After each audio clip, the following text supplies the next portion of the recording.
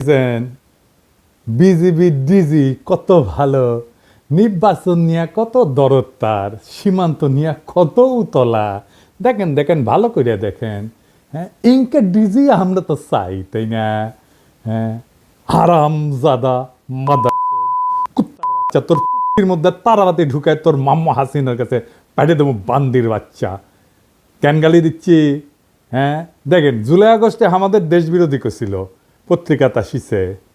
Video দেখবেন, video দেখেন, editor সাহেব ভিডিও দেখা দেন, দেখেন।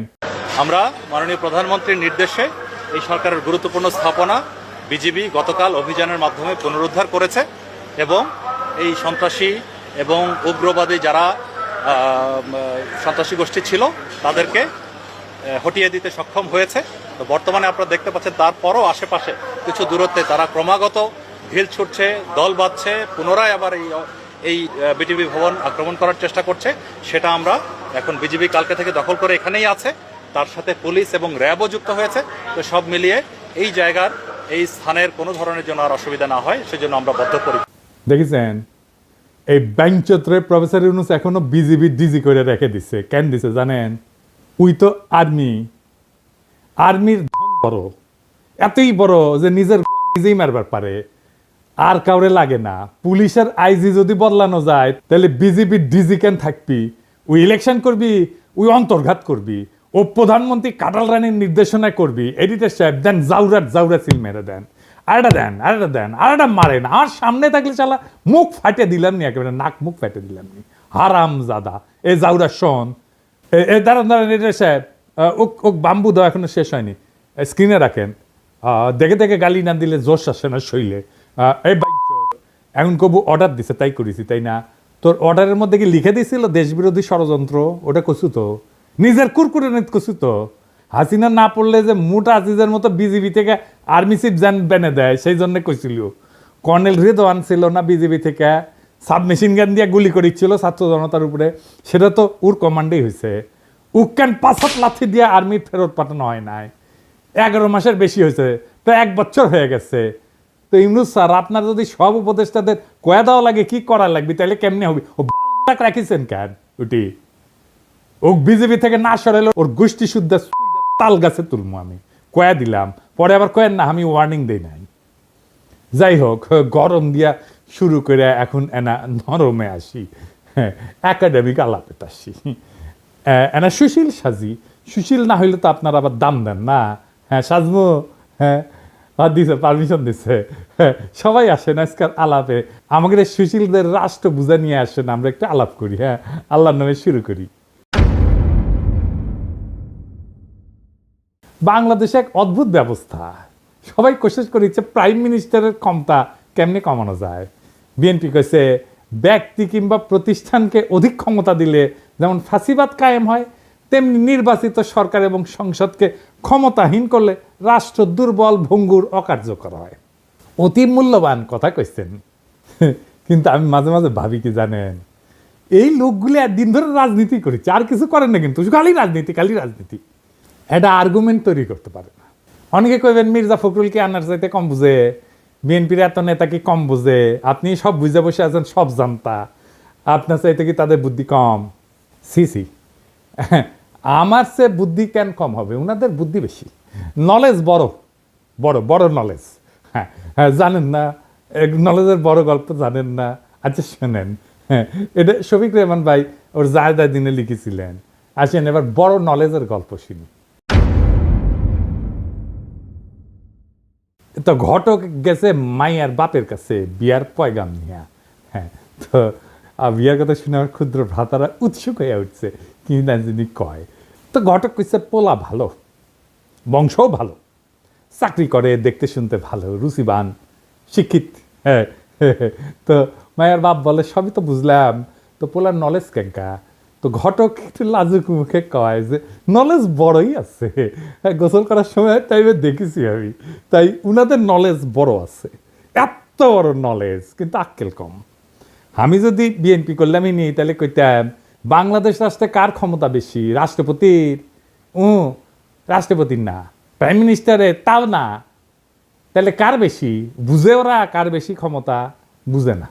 বাংলাদেশের সংবিধান অনুযায়ী আদালত, আইন, জুডিশিয়ারি হলো রাষ্ট্রের সবচেয়ে শক্তিশালী প্রতিষ্ঠান। এমনকি সংসদ জনগণের প্রতিনিধিত্বকারী সংস্থার চেয়ে বেশি ক্ষমতা দেওয়া হয়েছে এদেরকে। প্রাইম মিনিস্টারের ক্ষমতা কমানোর চেষ্টা করিচ্ছেন কে? উডি আদালতকে রেখে দিয়া, এটারে কয় বিভ্রম। হাসিনা জুডিশিয়ারির শক্তিরে খায়া ফেলেছিল, কিন্তু জুডিশিয়ারি যে সবচেয়ে ক্ষমতাবান, এটাই হইল বাংলাদেশের বিচার ব্যবস্থা, শাসন কাঠামো, রাষ্ট্রের সবচেয়ে বিপজ্জনক সংকট। আপনি পিএম রাষ্ট্রপতিরে সরাইতে পারেন, চৌধুরীকে সরাইল না খালেদা জিয়ার সংসদ। পিএমকে তো জিতে আসতে হয় সংসদে, ভোট কারচুপি কন, দামি কন, নৈশ কন, যাই হোক, একটা ভোট তো করে দেখাইতে হয় যে বইছে ভোট, তাই না? পাবলিকের কাছে যাইতে হয় তো, 5 বছর পরে ক্ষমতা ছাড়তে হয় তো, অন্তত নিয়ম আছে কাগজে কলম হইলেও। কিন্তু আপনি তো বিচারপতি অপসারণ করতে পারবেন না। পারবেন না তা না, পারবেন, কিন্তু সেটা সুপ্রিম জুডিশিয়াল কাউন্সিলের মাধ্যমে। মানে বুঝেছেন তো, 3 জন বিচারপতি দিয়া সুপ্রিম জুডিশিয়াল কাউন্সিল, আমরা আর মামুরা, ওরা যদি মনে করে বিচারপতি ভুল করেছে তাইলে শাস্তি হবে, আর যদি মনে করে বিচারপতির চরিত্র ফুলের মতো পবিত্র তাইলে কিছু হবে না। হ্যাঁ, বিষয়টা না বুঝে দেখি, কারণ এটা গুরুত্বপূর্ণ। তো বিচারপতি বাংলাদেশে অপারেশনের একটা ব্যবস্থা আছে, নাম হচ্ছে সুপ্রিম জুডিশিয়াল কাউন্সিল। দেখে মনে হয় খুবই গুরুতর ভারসাম্যপূর্ণ একটা প্রক্রিয়া, হ্যাঁ, কিন্তু এটা খেয়াল করেন এই সুপ্রিম জুডিশিয়াল কাউন্সিল কাদের নিয়ে তৈরি? প্রধান বিচারপতি আরো 2 বিচারপতি, মানে বিচারকের বিচার করবে বিচারকই, বন্ধু বিচার করবে বন্ধুর। যেন ধরা পড়া চোরের বিচার করতেছে চোরের মামা, এটা কি আপনি ন্যায় বিচার বলবেন? এই যে তত্ত্বাবধায়ক সরকারের আইন ছিল না, এটা কিন্তু সংসদ বানাইছিল, জনগণের প্রতিনিধিরা বানাইছিল, সেটা আদালত বাতিল করে দিল। তার মানে জনগণের প্রতিনিধি আইন বানাবে, সেটা চাইলে অনির্বাচিত আদালত বাতিল করে দিতে পারবে, যে আদালত কোথাও কারো কাছে জবাবদিহি করে না। তো এখন আপনি প্রশ্ন তুলতে পারেন, আপনি তো কম দাদা যে জুডিশিয়ারি, আইন এবং নির্বাহী, এটার একটা ব্যালেন্স থাকতে হবে কন্যা, একজন একজনকে সেকেন্ড ব্যালেন্স করতে হবে কন্যা। তো তাহলে জুডিশিয়ারি যদি এটা নাই পারে তাহলে ব্যালেন্স থাকবে কিভাবে? গুরুতর প্রশ্ন। আসেন আর একটু বুঝে দেখি।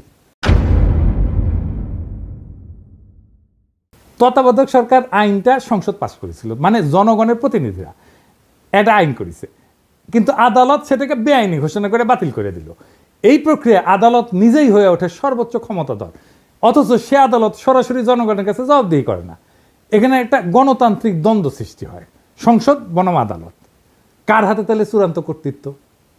এটা গুরুত্বপূর্ণ একটা রাষ্ট্রীয় প্রশ্ন, দার্শনিক প্রশ্ন, রাষ্ট্রনৈতিক প্রশ্ন। ধরেন ইসলামে, এটা একটু বোঝার জন্য যে আসলে কার হাতে চূড়ান্ত ক্ষমতা, এটা বোঝার জন্য আমি একটু ইসলামী ধারণার একটা ব্যাখ্যা নিয়ে আসি। ধরেন ইসলামে আপনি আল্লাহ তাআলার কোনো শরীক কল্পনা করতে পারবেন না, আল্লাহ ছাড়া কোনো উপাস্য নাই, লা ইলাহা ইল্লাল্লাহু মুহাম্মাদুর রাসূলুল্লাহ, হযরত মুহাম্মদ সাল্লাল্লাহু আলাইহি ওয়াসাল্লাম তার প্রেরিত নবী, আল্লাহর কোনো শরীক নাই এবং হযরত মুহাম্মদ উনার প্রেরিত নবী। এই ফান্ডামেন্টালটা না মানলে আপনি মুসলমান না। আপনাকে ইসলামের দরজা অতিক্রম করার সময় এই কলেমা উচ্চারণ করতে হবে। ঠিক সেইভাবে রাষ্ট্রের বেসিক ধারণা হচ্ছে জনগণ রাষ্ট্রের মালিক, এইটা আগে আপনাকে বুঝতে হবে। তার ক্ষমতা সার্বভৌম, গণ অভিপ্রায়, জনগণের আকাঙ্ক্ষা, এটা সর্বোচ্চ আইন। গণতন্ত্রে আইন বানানোর অধিকার কেবলমাত্র নির্বাচিত প্রতিনিধিদের। আইন প্রণয়নের সাংবিধানিক ক্ষমতা সংসদের হাতে, কারণ তারা জনগণের সরাসরি ভোটে নির্বাচিত, তারাই জনগণকে প্রতিনিধিত্ব করে, তারাই জনগণের ভয়েস। আর বিচার বিভাগ নির্বাচন প্রক্রিয়া অংশগ্রহণ করে না, তাই তারা প্রতিনিধিত্বশীল না। অপ্রতিনিধিত্বশীল আদালত কি প্রতিনিধিত্বশীল সংসদের সিদ্ধান্ত বাতিল করতে পারে? এটা গণতান্ত্রিক অসাম্য তৈরি করে। আদালতের এই ক্ষমতা মানে আইনসভা বা সংসদের আইনকে চ্যালেঞ্জ করার অধিকার সাংবিধানিক হইলেও সেটার একটা সীমা আছে। আদালতের কাজ হইল আইন সংবিধান বিরোধী কিনা সেটা যাচাই করা, এটাকে বলা হয় জুডিশিয়াল রিভিউ। কিন্তু আদালত সংবিধান নিজেই ব্যাখ্যা দিয়া এমনভাবে পরিবর্তন করতে থাকে যেটা জনগণের ইচ্ছা অভিপ্রায়ের বিরুদ্ধে যায়, তাইলে আদালত নিজেই একটা স্বৈর শাসন হয়ে ওঠে, জবাবদিহিতাবিহীন শাসক শ্রেণী হয়ে ওঠে, আনঅ্যাকাউন্টেবল রুলিং ক্লাস হয়ে ওঠে। আদালত তখন গণতন্ত্রের অভিভাবক না, বরং গণতন্ত্রের বাধা হয়ে ওঠে। বাংলাদেশে সেটাই হয়েছে। আদালতের ক্ষমতা সীমাহীন হইলে ব্যালেন্স অফ পাওয়ার ভেঙে পড়ে। যদি আদালত চায় তাহলে সংসদে যে কোনো আইন বাতিল করে দিতে পারে। তাহলে কে বেশি ক্ষমতাবান, সংসদ না আদালত? আদালত।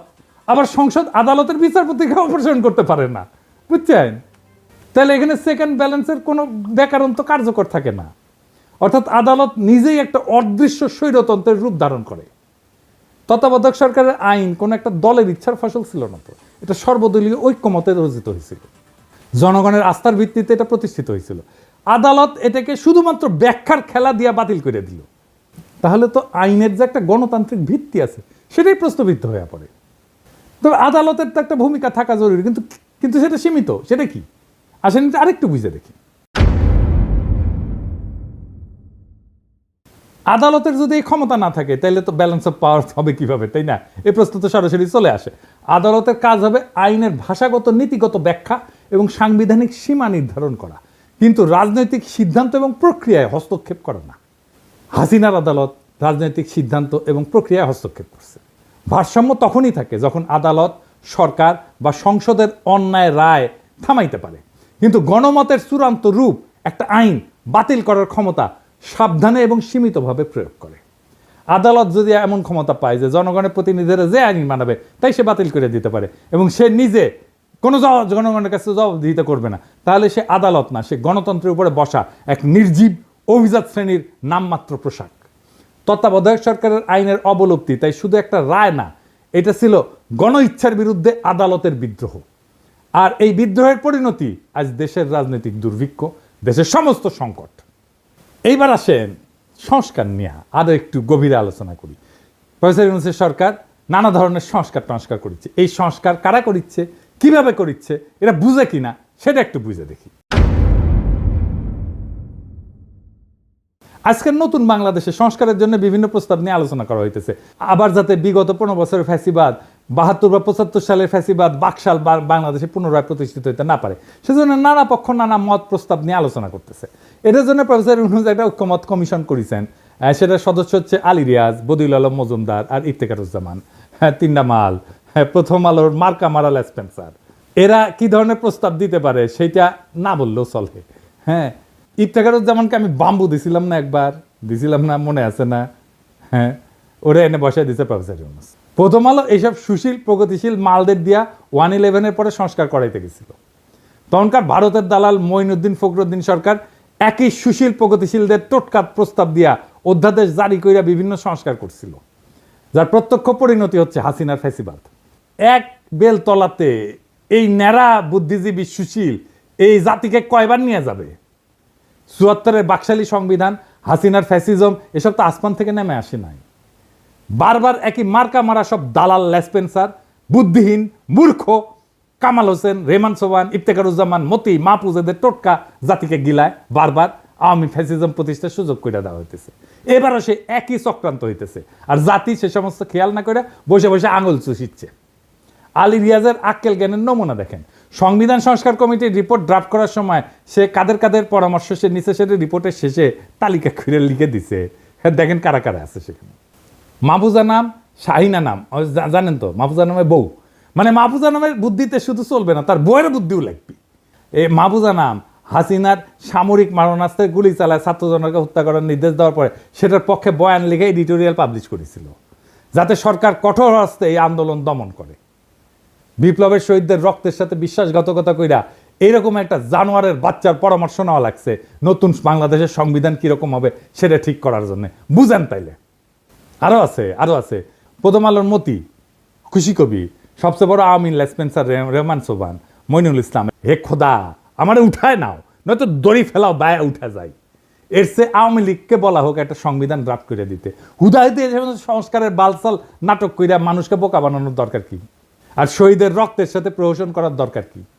রেহমান সোবান, মাহফুজা নাম, খুশি কবির, মতিউর রহমান, মইনুল ইসলাম, এরাই যদি নতুন বাংলাদেশের কারিগর হয়, তাহলে অমি পিয়াল, নিজুম মজুমদার, মুনতাসির মামুন, শাহরিয়ার কবির, এম আকাশ, রামেন্দ্র মজুমদার, পীযূষ বন্দ্যোপাধ্যায়, সুবর্ণা মোস্তফা, এরা কি দোষ করলো? এডিটর সাহেব খারান, সুবর্ণা মোস্তফার ছবিটা না রাখেন। এটা ইয়াং কালের ছবি দেন, ইয়াং কালের। এবার হচ্ছে। হ্যাঁ, তো আলী রিয়াজ, সুবর্ণা মোস্তফা তো আপনার যৌবনকালের ক্র্যাশ হওয়ার কথা ছিল, তাই না? আমরা মেনে নিলাম, হোক ডাকলেনি। এরা কি দোষ করলো? এদেরকে এই কমিটি থেকে বাদ দেওয়ার দরকার কি? ওদেরকেও ঢুকাক, সুবর্ণা মোস্তফা আগে ঢুকাক, আমি পারমিশন দিলাম, দেখি কে কি করে। কার এত বড় সাহস সুবর্ণা মোস্তফা ঢুকাইছে, আলী রিয়াজ সেটাকে বাগড়া দেয়, আমি যে দাঁড়ামু, ওইটি লাঠি নিয়ে দাঁড়ামু। এই প্রথম আলোর সাজানো সংস্কার কমিটির নাটক, এই রিপোর্টে ঢুকায় দেওয়া হবে। এই রিপোর্টে বিভিন্ন ভংসং প্রস্তাব দেওয়া হয়েছে যাতে দেশে আর কখনো বাকশা ফাসিজম কায়েম না হয়। আইনস্টাইনের একটা উক্তি আছে যে insanity is doing the same thing over and over again and expecting different results. ইংরেজি যেহেতু কইছে ঠিকই কইছে, তাই না? আসলে ঠিক কথা কইছে। একই কাজ বারবার করে ভিন্ন ফলের আশা করাটা এক ধরনের ছাগলাম। বাংলাদেশের অবস্থা দেখে এই কথাই মনে হয়। একই কবিরাজের দেওয়ার টোটকা জাতিকে বারবার গিলাইতেছে, বারবার আওয়ামী লীগ আর ফ্যাসিবাদের ফিরে আনা হইতেছে। রেমান সোবান পাকিস্তান আমল থেকে গাজাঘড়ি বয়ান আর টোটকা দিয়ে জাতিকে ধ্বংস করিচ্ছে। উই কলে পিএইচডিও করতে পারে নাই, কেমব্রিজে গেছিল, এমএ কইরা ফিরে আসিছে। হ্যাঁ, তা হ্যাডেমা কুলায় নাই। তাও এই হারামজাদার প্রতি সুশীলদের পীড়িতের ঘাটতির কোনো কমতি নাই। পয়সার বন্ধু মানুষ এই আরামজাদা রেহমান সোবান ছিল ইন্ডিয়াকে ট্রানজিট দেওয়ার ব্যাপারে 1 নাম্বার উকিল। এই রেহমান সোবান কইছিল ট্রানজিট নিয়ে যে বিতর্ক সেটা অশিক্ষিত বিতর্ক। এই হারামজাদা তুই শিক্ষিত, তুই পড়াশোনা করছিস কতটুকু? শালা পিএইচডি তো করতে পারিস নাই, এমএ করে ফিরে আসিস সরকারি স্কলারশিপে যায়, বেশি বেশি বাতেলা জানিস, তারপরে এদের ঘুষ হয় না। আজকার বেশি মুখ খারাপ করলাম না, নাকি করে ফেলছি অলরেডি বেশি জানি না, বুঝছাও, মানে অভ্যাস হয়ে গেছে তো আমার মুখই খারাপ। আজকে আবার একটু আলোচনা করব বাংলাদেশে কেন বারবার আওয়ামী ফ্যাসিবাদের উত্থান ঘটে। আসেন এটা আরেকবার একটু বুঝে দেখি। আগের এপিসোডে আলাপ করেছিলাম, আরেকবার একটু বুঝে দেখি। একটা রাষ্ট্রের 3টা অঙ্গ থাকে, একটা এক্সিকিউটিভ, লেজিসলেটিভ আর জুডিশিয়ারি। এই 3টে অঙ্গের সমন্বয়ে একটা রাষ্ট্র গড়ে ওঠে। এই লেজিসলেটিভ বা আইনসভা দেশে কি আইন হবে সেটা নির্ধারণ করে। এক্সিকিউটিভ সেই আইন অনুযায়ী দৈনন্দিন কাজকর্ম চালায় এবং পলিসি নির্ধারণ করে। তবে একটা রাষ্ট্রের সর্বোচ্চ পলিসি নির্ধারণ করে আইনসভা বা পার্লামেন্ট। কারণ এক্সিকিউটিভ আইনসভার পাশ করা আইন দিয়া চালাইতে বাধ্য, দেশ চালাইতে। এক্সিকিউটিভ কখনোই নিজে আইন বানাইতে পারে না। এমনকি কোনো সভ্য দেশে আদালত বা জুডিশিয়ারিও আইন বানাইতে পারে না, বা পারার কথা না। আদালতের বিচারকেরা যদি নিজেরাই আইন বানায় সেটাকে রাষ্ট্রবিজ্ঞানের ভাষায় বলা হয় জুডিশিয়াল অ্যাক্টিভিজম। এই জুডিশিয়ারি কাজ হইতেছে এক্সিকিউটিভ যাতে নিজের এখতিয়ার বা জুরিসডিকশনের অতিক্রম করিয়া অর্ডার জারি করতে না পারে সেটা দেখা। এর সাথে দেশে আইনসভা দিয়ে পাশ করা আইনের উপরে ভিত্তি করে বিভিন্ন কেসে সেই আইন অনুযায়ী রুলিং দেওয়া, আর দেশের সেই আইন অনুযায়ী ফৌজদারি এবং দেওয়ানি বিভিন্ন মামলার কার্যক্রম পরিচালিত করা। এটাই হইতেছে জুডিশিয়ারির কাজ। এখন আওয়ামী লীগ বিগত 15 বছর দেশে ফ্যাসিজম আদালতের মাধ্যমে কিন্তু প্রতিষ্ঠা করেছে। এটা মাহমুদুর রহমান কিন্তু বলে খাইলকের মতো দালাল প্রধান বিচারপতি দিয়ে হাসিনা নিজের ইচ্ছা মতো যা খুশি রুলিং জারি করায়। আওয়ামী লীগের সমালোচনা করা, যাকে তাকে আদালত অবমাননার মামলা দেওয়া। এই দেশে আদালত এখন ঠিক কী কাজ করে তা বোঝার জন্য আইন পড়তে হয় না, পত্রিকার ফেসবুক স্ক্রল করলেই চলে। মানুষ ভাবে আদালত বিচার করে না, ভাই এই আদালত ইতিহাস লেখে, এই আদালত পোস্টার বানায়, কবিতা লেখে, স্লোগান বানায়, পাঠ্য বই সম্পাদনা করে, ক্রিকেট টিম নির্বাচনে মত দেয়, আদালত রুল দেয় 15ই আগস্ট হইবে শোক দিবস, 7ই মার্চ হইবে জাতীয় ঐতিহ্য, জয় বাংলা হইবে জাতীয় স্লোগান, স্বাধীনতার ঘোষক হইবে শেখ মুজিব। কেউ যদি প্রশ্ন তোলে যে এগুলি কি বিজ্ঞাপন, ওটা কি অ্যাড এজেন্সি, তখন কয়া হবে আপনি নিশ্চয়ই রাজাকার। স্কুলে কি পড়ানো হবে আদালত ঠিক করে দেয়। পাঠ্য বইয়ে বঙ্গবন্ধু কত পাতা জুড়ে থাকবে সেটাও রুল দিয়ে আসে। বিশ্ববিদ্যালয়ের নাম কি হবে, গার্ডেনের নাম কি হবে, হাসপাতালের নাম কি হবে, সব জায়গায় আদালতের নাক ঢুকে। এমনই একটা আদালত। আর এই আদালতের বিচারপতি আমাদের সাথে পলিটিক্স করেছিল। ওই কইছিল যে আমরা শপথবদ্ধ রাজনীতিবিদ, ওই কইছিল এ না ওর ভাই আবার এমপি ছিল আওয়ামী লীগের। এমনকি একবার তো আদালতে রিট হয়, বাংলাদেশ ক্রিকেট টিম কেন মুশফিককে নিতেছে না, কেন তামিম বাদ। ভাগ্য ভালো আদালত বলেনি কে ওপেনিং করবে, কে শেষ ওভারে বল করবে। ধর্মের ব্যাপারেও আদালত কিন্তু বলে যে বিসমিল্লা থাকবে কি থাকবে না, ভাস্কর্য থাকবে। তো আদালত এখন ইসলামিক স্কলার আর ইতিহাসবিদ দুইটাই। অথচ এসব সিদ্ধান্ত একটা সভ্য রাষ্ট্রে আদালতের এখতিয়ারে থাকারই কথা না। এসব সিদ্ধান্ত রাষ্ট্রে হয় আইনসভা নেয়, অথবা এক্সিকিউটিভ বিভাগ আইনসভা দ্বারা এম্পাওয়ার্ড হয়ে নেয়। এই কয়েকদিন আগে আমাদের অ্যাটর্নি জেনারেল বলছে যে হাইকোর্ট চাইলে যে কোনো ব্যাপারে হস্তক্ষেপ করতে পারে। ব্যাপারটা শুনতে খুব অদ্ভুত শোনালেও বাংলাদেশের সংবিধান অনুযায়ী পুরো ঘটনাটা লিগ্যাল। বাংলাদেশের 72-এর সংবিধান একটা বিস্ফোরা ধারা ঢোকানো আছে, যার দ্বারা এম্পাওয়ার্ড হইয়া আদালত বা হাইকোর্ট যে কোনো ব্যাপারে হস্তক্ষেপ করতে পারে, যা খুশি তাই করতে পারে। এটা হইতেছে সংবিধানের 102 নম্বর আর্টিকেল। এই বিস্ফোরা আর্টিকেল বাংলাদেশে বিচারকদের জুডিশিয়াল অ্যাক্টিভিজম করার রাস্তা তৈরি করে দিছে। আর এই সালে এই সমস্ত ডক্টর কামাল হোসেনের যে বাল্ব কিছু বুঝে না, উই ওর গুমুত সামলাইতে পারে না, ব্যাপার পরে থাকে। সত্যি কথা, মিথ্যা কথা কইতেছি না। এবং এইটা দিয়ে এম্পাওয়ার্ড হয়ে হাসিনা তার আমলে মুদল আদালত দিয়াই তার সন্ত্রাসের রাজত্ব কায়েম করছে। কি আছে আর্টিকেলে আসেন দেখি। এই আর্টিকেলের ফলে যে কেউ যে কোনো আইনজীবী যা ইচ্ছা যা খুশি সেটা নিয়ে হাইকোর্টে রিট করতে পারে। হাইকোর্ট বেঞ্চ সেই রিটের উপর ভিত্তি করে যা খুশি তাই রুলিং জারি করতে পারে। কি বিচিত্র একটা দেশ, তাই না? মাঝে মাঝে অনেক উকিল সরকারকে বিভিন্ন কাজ করার নির্দেশ দিয়ে নোটিশ পাঠায়, অন্যথায় সে 102 ধারার ভিত্তিতে হাইকোর্টে রিট করার হুমকি দেয়। খালি সরকারকে না, অনেক বদমাইশ উকিল এটা ব্যবহার করে অসংখ্য মানুষকে, সাধারণ মানুষকে হয়রানি করে, যারা কোনোভাবে একটা ব্যাপারে ইন্টারেস্টেড পার্টি না। সেই সমস্ত ব্যাপারে বদমাইশ উকিলরা বিভিন্ন হাস্যকর আইনি নোটিশ পাঠায় 102 আর্টিকেলের উপরে ভিত্তি করে, এবং আদালত সেটার উপর ভিত্তি করে রুলিং পর্যন্ত দেয়। এই ইন্টারেস্টেড পার্টি কি এটা একটু বুঝে নি? যে কোনো সভ্য দেশে কেবলমাত্র ইন্টারেস্টেড পার্টি কোনো ব্যাপারে মামলা করতে পারে। ইন্টারেস্টেড পার্টি বলতে আইনের ভাষায় বোঝানো হয় এমন কেউ যার উক্ত মামলার ফলাফলে সরাসরি স্টেক আছে বা সরাসরি গেইন অথবা লসের আউটকাম আছে। যেমন ধরেন কোন এক সংবাদপত্র লিখছে যে আমি এটা চোর, ধরেন আমি অমুক তারিখে অমুক জায়গায় অমুক চুরি করেছি, আমি জানি যে আমি চুরি করি নাই, কিন্তু ওই সংবাদ প্রকাশের ফলে আমার মানহানি হয়েছে। কোন সভ্য দেশে মানহানির মামলা করার অধিকার একমাত্র আমার নিজেরই আছে। আমি এই মামলার একমাত্র ইন্টারেস্টেড পার্টি, বুঝছাও? এই মামলার আউটকাম মানে ফলাফল একমাত্র আমার জিতা বা হারের সম্ভাবনা আছে। এখন যদি কুমিল্লার মোকলেস মোল্লা অথবা গোপালগঞ্জের উকিল হরিদাস পাল আদালতে গিয়ে মামলা করে যে অমুকের মানহানি অমুক করিছে, অতএব অমুকের বিরুদ্ধে এত টাকা ক্ষতিপূরণ দাবি করে আমি মামলা করেছি, ব্যাপারটা যে কত বড় হাস্যকর হয়ে উঠবে সেটা আর বলার অপেক্ষা রাখে না। আমার নামে এরকম মামলা করেছে, আমি নাকি হাসিনা শেখ মুজিবের অপমান করেছি, তার ভাবমূর্তি ক্ষুণ্ণ করেছি।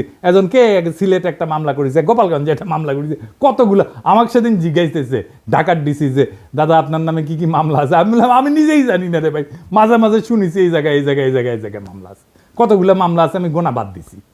এরকম হাজার হাজার ঘটনা ঘটছে, মামলা হয়েছে, জেল পর্যন্ত হয়েছে, সেসব মামলার উপরে ভিত্তি করে। সত্যি ছেলে কাজ কি বিচিত্র এই দেশ। অথচ এই ব্যাপারে সংস্কার করার কথা নিয়ে কেউ প্রপোজাল দেয় না। কারণ সব জায়গায় বলা হইতেছে দেশে এক্সিকিউটিভ, লেজিসলেটিভ, জুডিশিয়ারির মধ্যে একটা ক্ষমতার ভারসাম্য আনা লাগবে। কিভাবে লাগবে সে ব্যাপারে সংস্কার কমিশনের রিপোর্টে অনেক ভংজুং প্রস্তাব আছে। যেমন ধরেন কইছে হাইকোর্টের শাখা বাড়ানো লাগবে।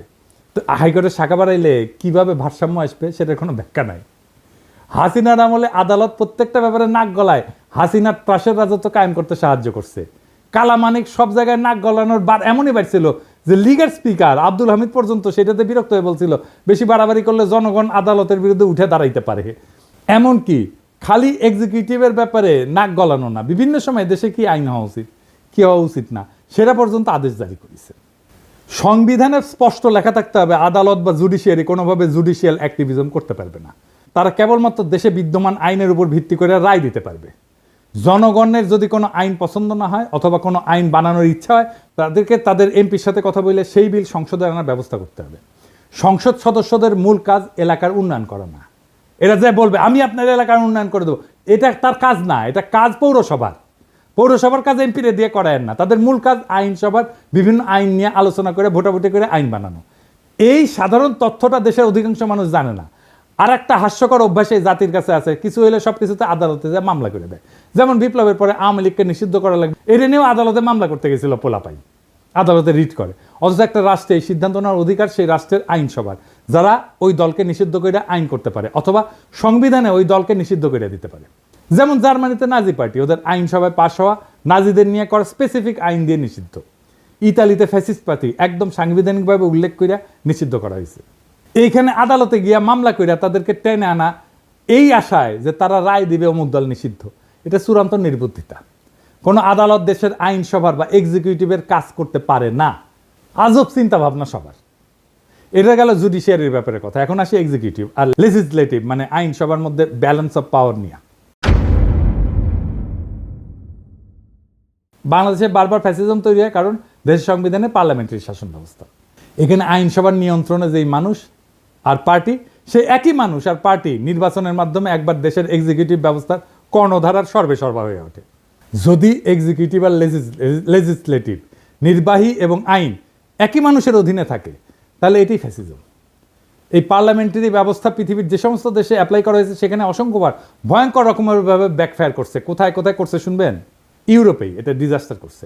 প্রথম বিশ্বযুদ্ধের পর যখন ইউরোপে বিভিন্ন দেশে এই যে রাজতন্ত্রের পতন হয়, রিপাবলিক হয়, যেখানেই এই ব্যবস্থা সংবিধানে ঢুকানো হয়েছে সেখানেই ভয়ঙ্করভাবে ফ্যাসিজমের উত্থান হয়েছে।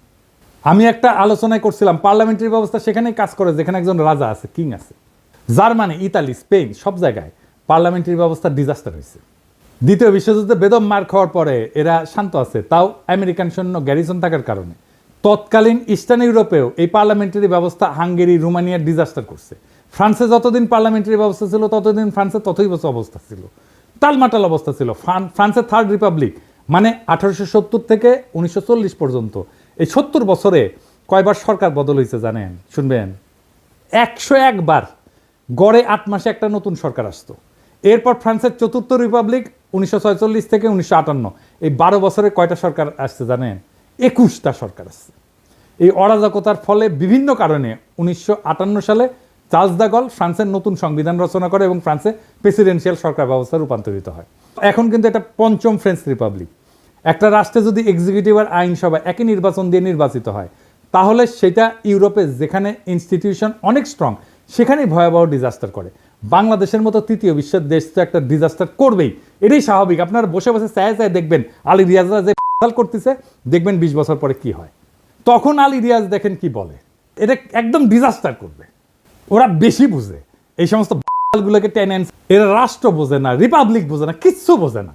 আলী রিয়াজও বুঝে না, মনে করে ভাব দেখায় বুঝে, কিছুই বুঝে না। আচ্ছা দেখেন, আপনারা তো জানেন আমার তো কিছু সামান্য হইলে একটু ধারণা আছে, তাই না? আমার সাথে আলাপ করেছে, করেনি, আলাপ করবে না আমার সাথে, কারণ জানে আমার সাথে আলাপ করতে আসলে 5 মিনিট টিকবে না এগুলো। এই কারণে বাংলাদেশের নতুন সংবিধানে এক্সিকিউটিভ নির্বাচন আলাদাভাবে হইতে হবে। দেশে এক্সিকিউটিভদের প্রধান হচ্ছে রাষ্ট্রপতি। রাষ্ট্রপতি নিজেই সরাসরি জনগণের ভোটে নির্বাচিত হয়ে আসবে। রাষ্ট্রপতি নিজেই এক্সিকিউটিভ, ডে টু ডে প্রশাসন আর পলিসি নির্ধারণ করবে। এর জন্য উনি একটা ক্যাবিনেট নিয়োগ দেবে বিভিন্ন এক্সিকিউটিভ ডিপার্টমেন্ট চালানোর জন্য। সব সিদ্ধান্ত রাষ্ট্রপতি নিজেই নেবে, কোনো প্রধানমন্ত্রী থাকবে না। রাষ্ট্রপতির মেয়াদ 4 বছর বা 5 বছর হবে, কিন্তু এক্সিকিউটিভ হিসেবে রাষ্ট্রপতি কোনো আইন বানাইতে পারবে না এবং ওনার সমস্ত অর্ডার সিদ্ধান্ত বিদ্যমান আইনের মধ্যে থাকতে হবে। রাষ্ট্রপতি কোনো অধ্যাদেশ জারি করে আইনসভার কাজ নিজে করতে পারবে না। রাষ্ট্রপতি খালি দেশে বিদ্যমান আইনের বাস্তবায়ন করে একটা এক্সিকিউটিভ কাজ চালাইতে পারবে। দেশে কোনো আইনের দরকার হলে, আইন বাতিল করতে হলে আইনসভার মিটিং ডাকতে হবে এবং সেখানে কেবলমাত্র আইনসভার সদস্যরা ভোট দিয়া কোনো সিদ্ধান্তে আসবে। এই সংসদের সদস্যরা সম্পূর্ণ আলাদা নির্বাচনে আলাদাভাবে জনগণের সরাসরি ভোটে নির্বাচিত হবে। দেশে যখন এক্সিকিউটিভ আর লেজিসলেটিভ মানে নির্বাহী এবং আইন এইভাবে সম্পূর্ণ সেপারেট হয়ে যাবে, তখন কেবল দেশে ফ্যাসিজমের উত্থান ঠেকানো যাবে।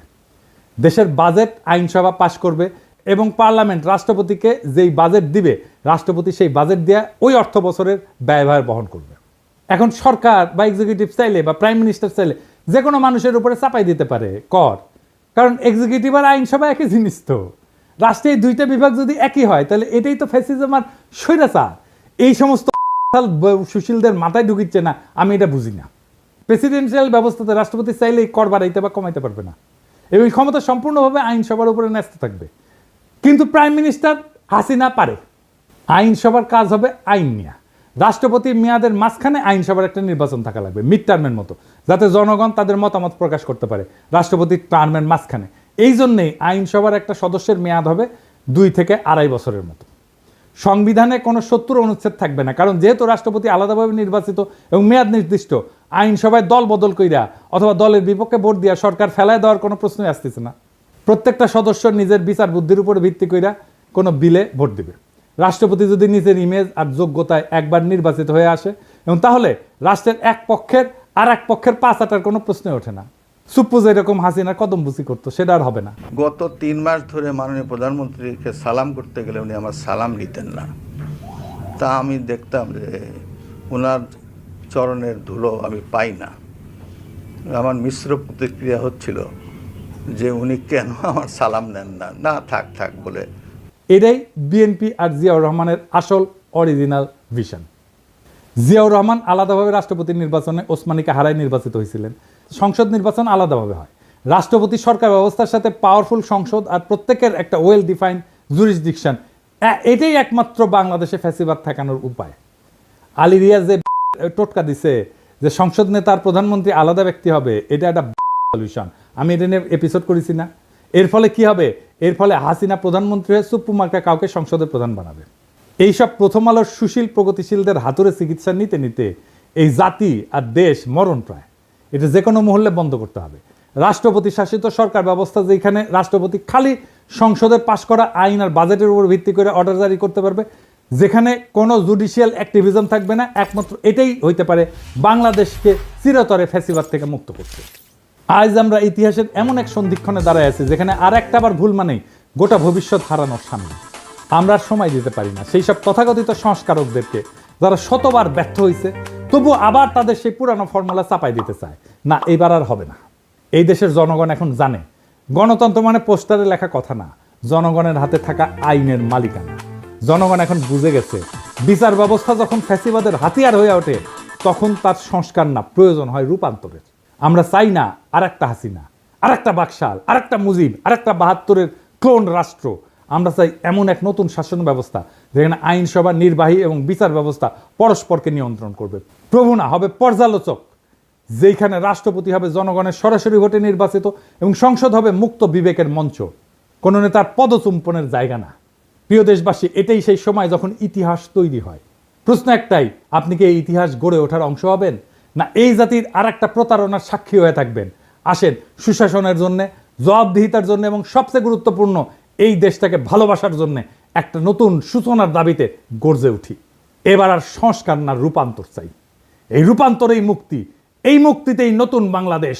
সেই নতুন বাংলাদেশকে আমাদের গড়ে তুলতে হবে, আনতে হবে সবাই মিলে আবার একসাথে। ইনকিলাব জিন্দাবাদ।